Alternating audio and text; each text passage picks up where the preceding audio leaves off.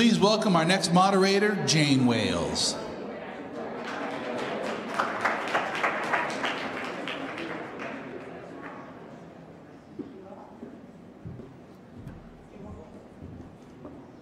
Good morning to you stalwarts. We're going to invite up both Franck and Deepmala to join us right now.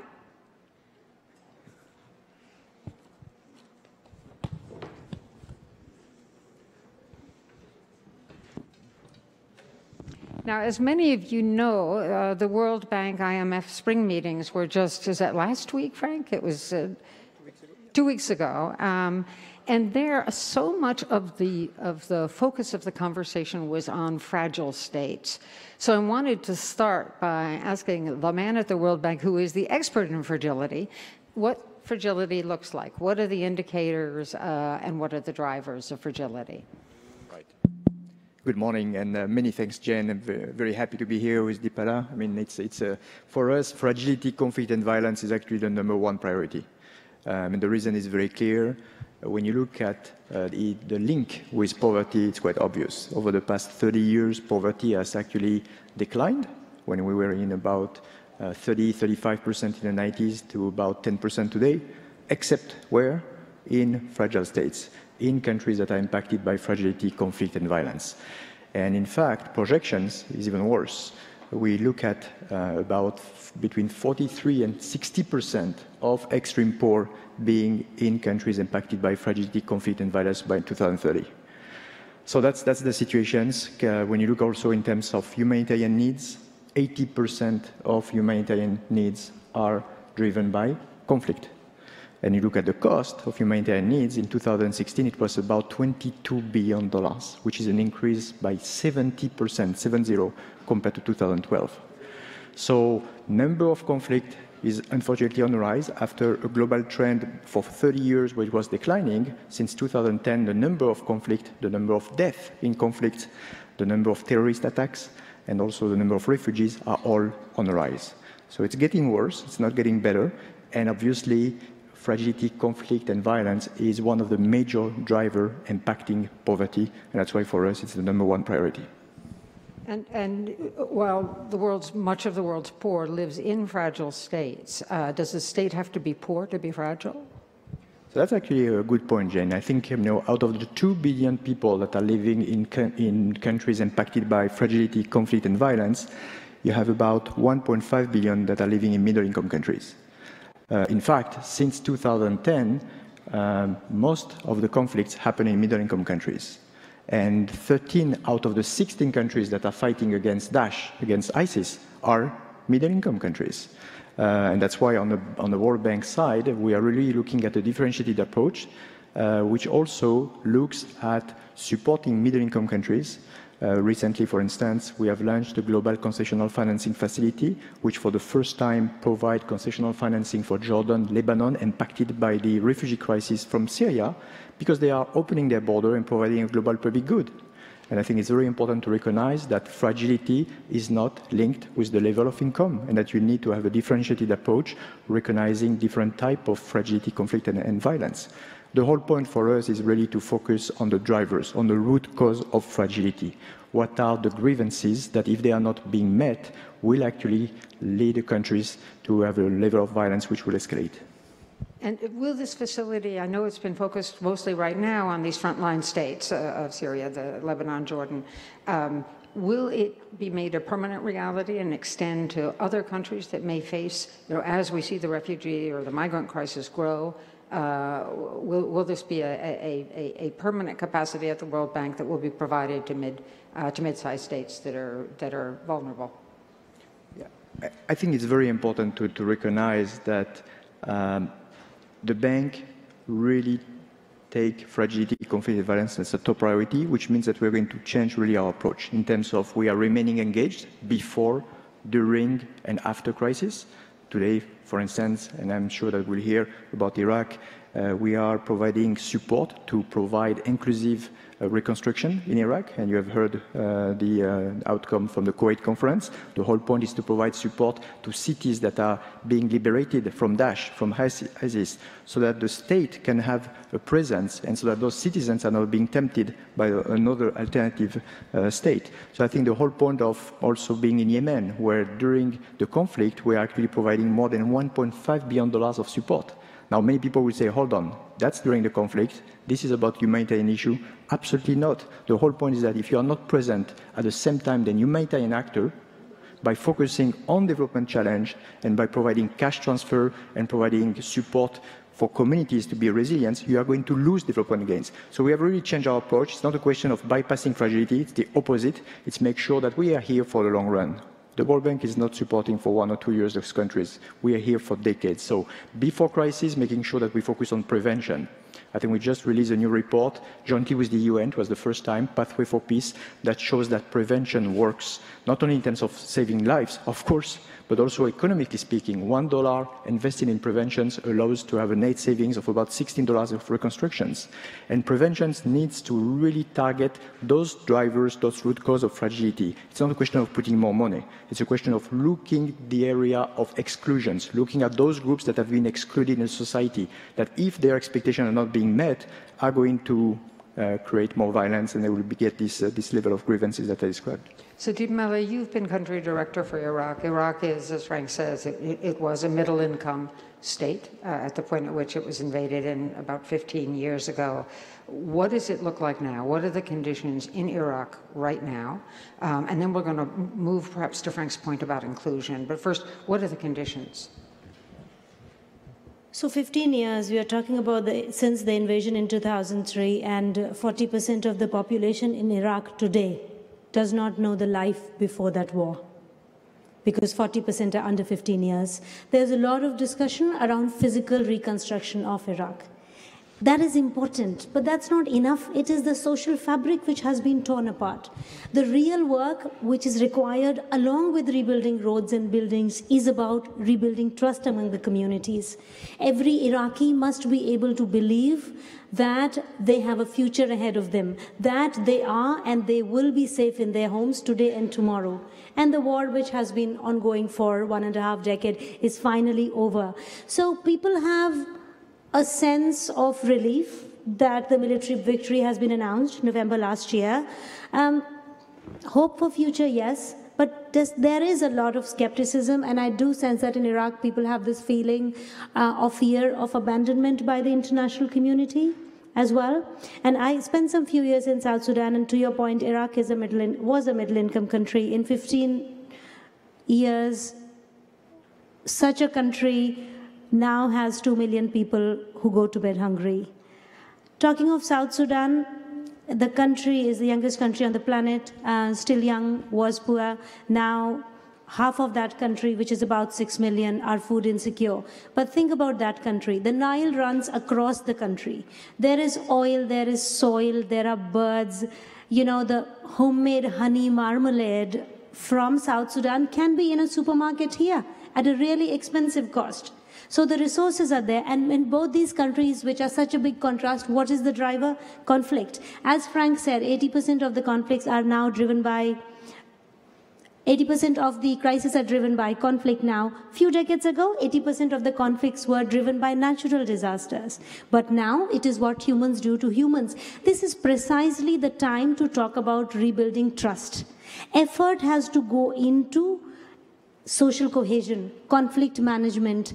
Research done by Mercy Corps, my organization, in a couple of fragile countries has clearly, time and again, shown that economic improvement alone does not eliminate the risk of support to organized violence. It's just this, the lure of extremism feeds on notions of injustice and poor governance. And sort of loss of dignity, probably, and belonging. Dignity violation, and is this my future? Do I have a future? So that vulnerability in Iraq exists now as well. If we do not work with young people closely, helping them believe in their own future and participate in constructing their own future, they will remain vulnerable to be recruited for extremist causes. And does Iraq or the rest of the world want to see it again? No. So this is not the time to leave Iraq. This is precisely the time to invest in Iraq. Okay. And adding to the point, humanitarian response is expensive. It is. Working on social cohesion, conflict resolution, support on livelihood, programmatically, they are much cheaper interventions as compared to humanitarian response. And Franck referred to the international community making pledges, etc. What is the gap between what Iraq feels it needs and what is currently planned? I'm asking this of you, Deepmala. The gap in international funding for reconstruction in Iraq. There was, I would say, a large amount of financial support for humanitarian response. Immediate humanitarian response for people who were displaced and the people who were returning to their homes of origin. But now there's sort of a shift, like quote-unquote Daesh has been defeated. Donors and bilateral governments are thinking of their newer strategy. The gap now is a multi-year strategy. 6-month funding, 8-month funding for providing access to water, food, sanitation, all very important. However, having a multi-year strategy, focusing recovery efforts is missing. So Franck, at the core of so much of this is governance, when governance fails. And you think of Yemen, you think of South Sudan, both countries with natural resources, rich in natural resources, but both countries had corrupt governments. I'm wondering the degree to which you as the World Bank, I mean, your clients are states. So we know what a strategy might be to build capacity within an accountable government. But when it's a government like South Sudan's, like Yemen, what can a development agency do? Sorry, I mean that's a good question, and I think let's not forget that we are working for the people first. And I think it's very important to recognize that if you take the example of Yemen, you actually mentioned Yemen. What are we doing today? I was just saying a few minutes ago that during the middle of the conflict, we're actually providing support to the most marginalized groups that require support in terms of looking at health. I mean, you have the whole crisis of cholera. You have the whole point about providing resilience to those communities, providing cash transfer, which are essential. Because if you are not providing support through the development angle in full complementarity with the humanitarian assistance, you are going to lose generations. So I think the whole point about engaging with government is also about making sure that you are focusing on those grievances, on those marginalized groups and those poor people. I think that's the core. What I would like to say also is that now we have the obligation, which is excellent, to conduct what we call a risk-resilient assessment before any engagement with a fragile state. So what does it mean? It means that our country partnership framework that really shows our engagement over 3, 4, 5 years periods with a country which is impacted by fragility, conflict and violence are really informed by an analysis of the root cause of fragility. Whether it's about natural resource, which is honestly one of the big cause of driver of fragility, which is about the level of decentralization, the fact that service delivery happens in a capital city, but it's not actually being provided to the rest of the country. Whether it's about women or youth, big issue, which are actually marginalized. So all those issues are coming up in those assessments and that directly reflected in our strategic framework. Because it's not only a question of financing. Yes, fragility, conflict, violence at the World Bank is a #1 priority because of the linkage with poverty, as I mentioned. And yes, we are doubling our financing over the next 3 years from $7 billion to $14 billion, which is significant. But it's not just to double financing. It's about making sure, and I fully agree with Deepala what you said, that when you are going to provide reconstruction funding, you are going to do it in an inclusive way. And you are going, in fact, to ensure that the fragility length is embedded so that you can build a better society, you can tackle grievances, you can recognize that the state has not necessarily been inclusive, and that's why you turn into the violence and the level of conflict that you have seen. Development has a key role in this regard, has a key role at all stages of the spectrum, of course during the prevention side, let's not forget, but also during the crisis, and my last point is that it's always in complementarity with other actors. The recent report that we released, Pathway for Peace, with the UN, was really showing the need for development actors to step up their response. but not by themselves. I mean, it's a call for humility. When you're looking in fragile countries, in countries impacted by fragility, conflict, and violence, the whole point is to work in full complementarity with security, peace building, and humanitarian actors.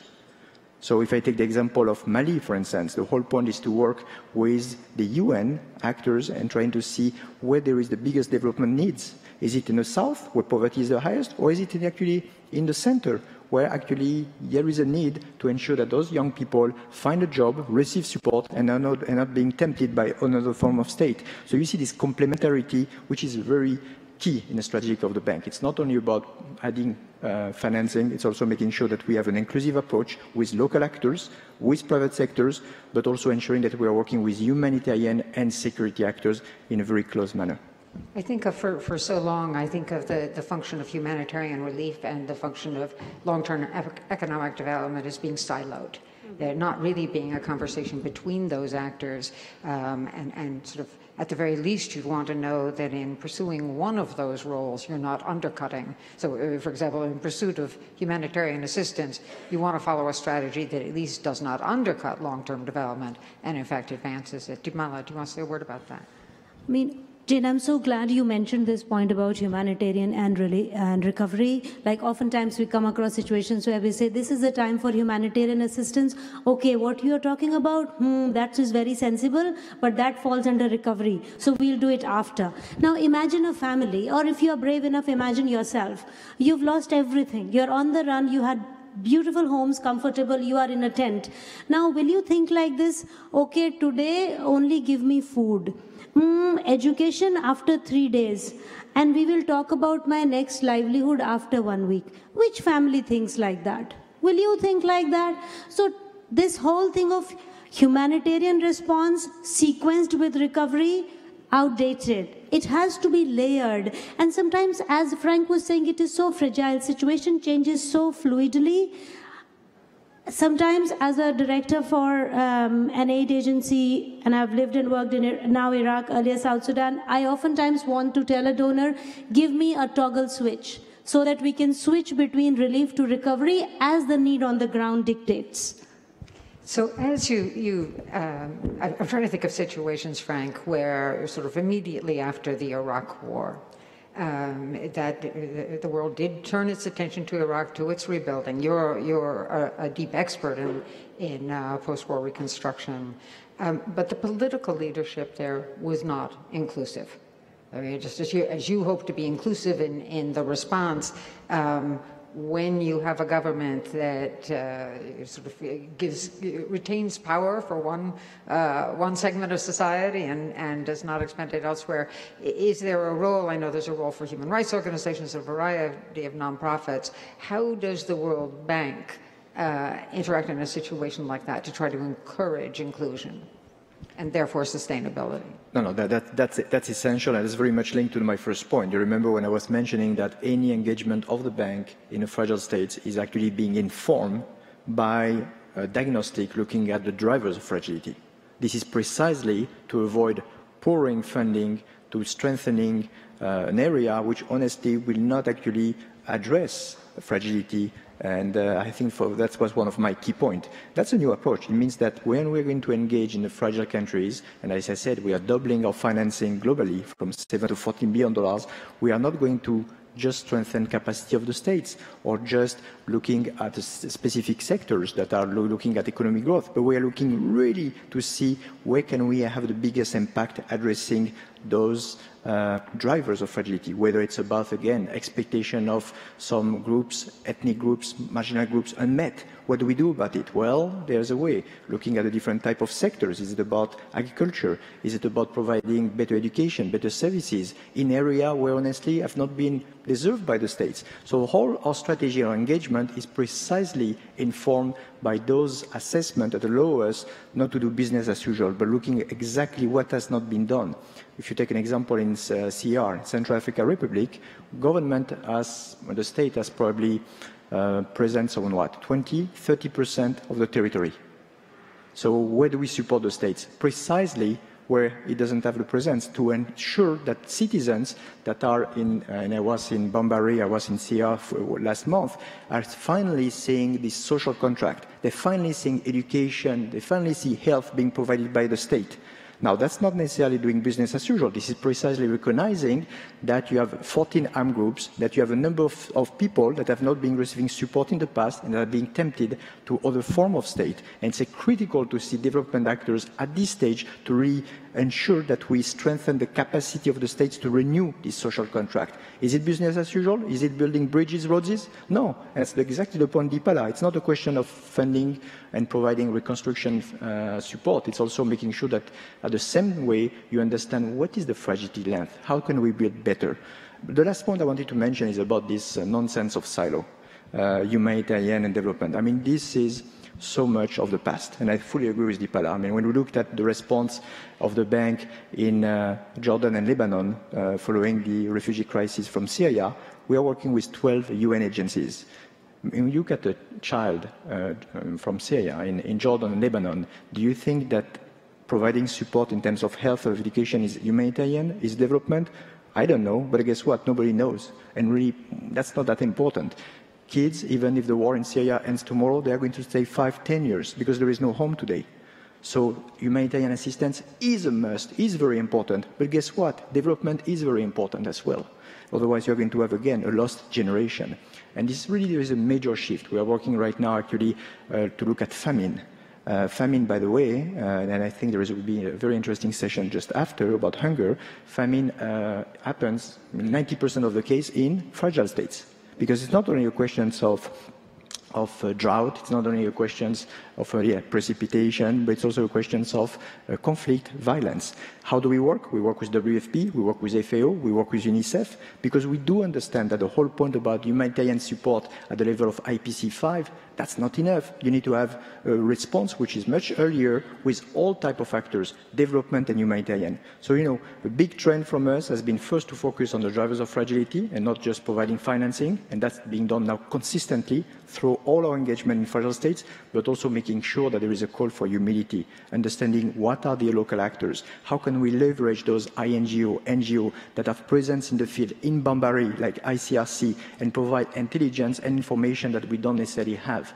How can we make sure that we work with peace-building, security actors so that they can tell us where development will be the most impactful? How do we make sure that we work with humanitarian actors? Because all those crises of famine, humanitarian, they are calling for not a sequential approach, but they are calling for a cohesive approach. So those are some of the recent changes which honestly are extremely important in our strategy. Yeah. I keep wondering how, if only intergovernmental actors could work with one another and not work with the social sector, how much less capability there would be and capacity there would be. So Deepmala, as you look at or think about an effort at post-war reconstruction, what questions should you ask and have answered in order to know whether this is the approach that will be sustainable?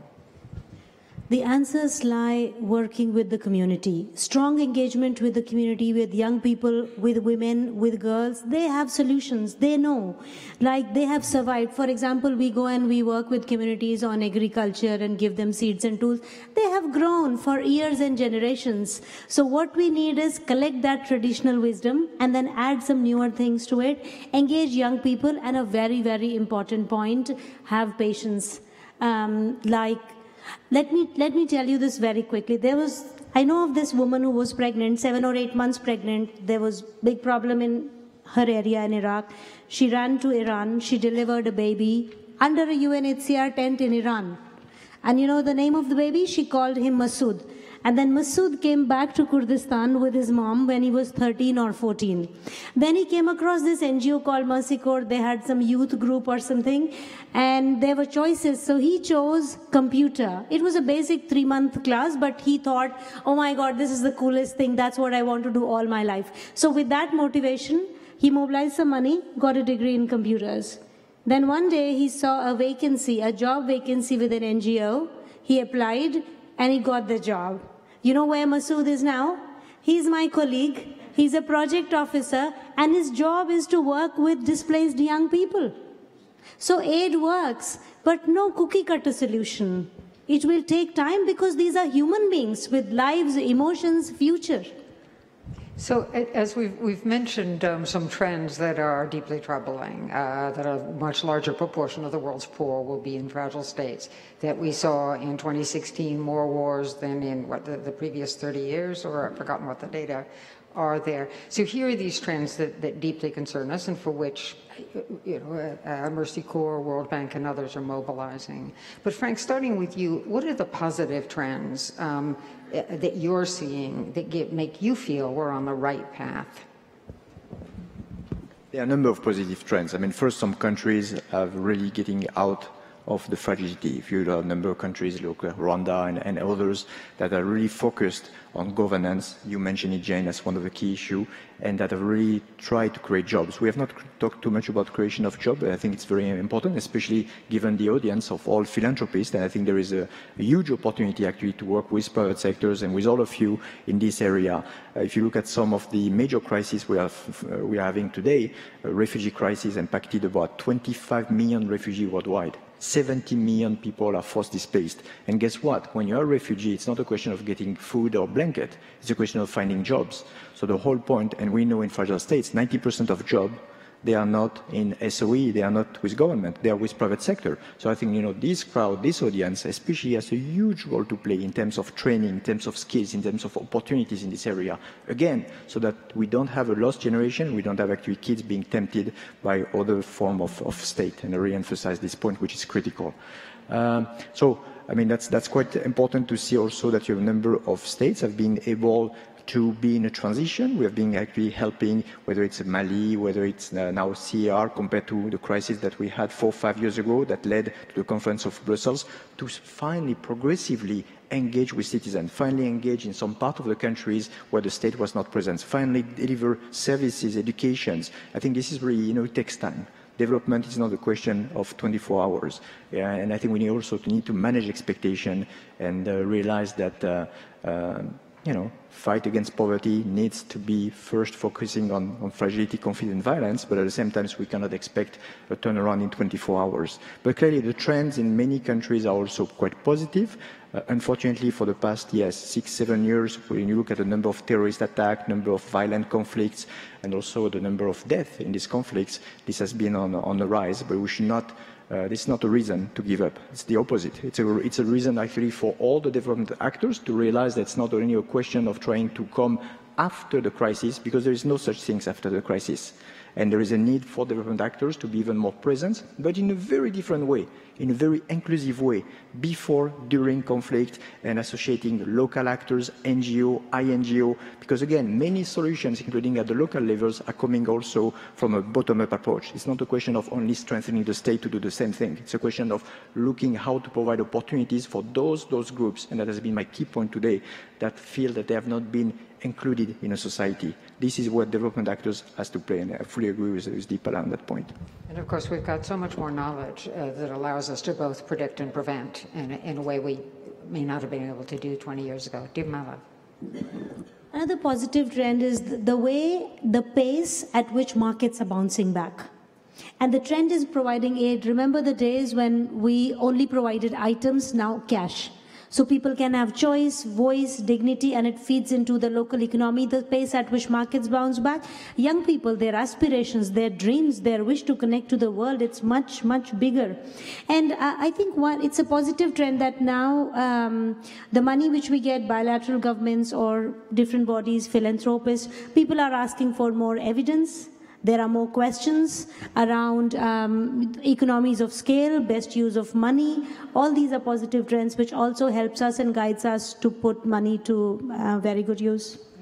What's fascinating to me about philanthropy is it is so much about prevention, but there's an understanding of a continuum of conflict. That is to say, after a war, during the Reconstruction period, that is a very vulnerable moment, and also a moment where philanthropy and organizations like Mercy Corps can play a pivotal role. So this is a perfect opportunity to tee up our next session, focused on hunger. As you know, we have 4 famines in the world. In each case, it is a function of poor governance or governance failure. And so please join me as we prepare for the next panel in thanking Deepala and Franck.